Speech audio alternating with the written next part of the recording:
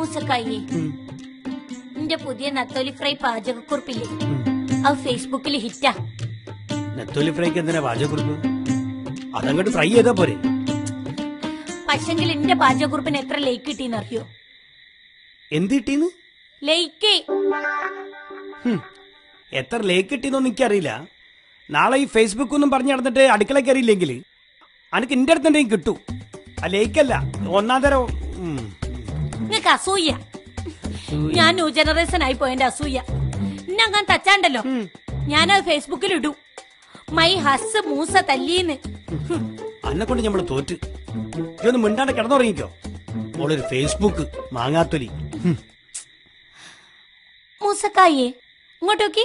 നാളെ ഞാൻ നല്ലൊരു ഫോട്ടോ ഇടും. നിങ്ങളൊപ്പരുള്ള ഫോട്ടോ അല്ല കേട്ടോ.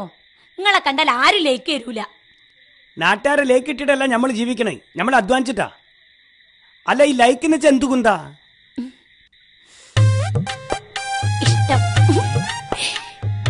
എനിക്ക് 146 ലൈക്ക് കിട്ടി. ആരാ ഈ 146 ആൾക്കാര്? പലരും ഉണ്ട്. ആണുങ്ങളും എത്രോ. അപ്പൊ ഓരൊക്കെ അന്നെ ഇഷ്ടപ്പെടുക? പിടിവിട്ട് പോയത്. നിങ്ങൾ ഓൾഡ് ജനറേഷനാ. ന്യൂ ജനറേഷൻകാരൊന്നും നിങ്ങൾക്ക് അറിയില്ല. ആരെങ്കിലും ചോദിച്ചാ ഫേസ്ബുക്ക് ഇല്ലാന്നൊന്നും പറയല്ലേ. ഉണ്ടെന്ന് പറഞ്ഞാ മതി, അല്ലെങ്കിൽ നാണക്കേടാ.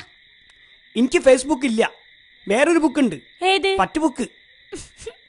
പലചരക്ക് കടയിലെ പറ്റുബുക്ക്. എനിക്ക് കിടന്നുറങ്ങണോ?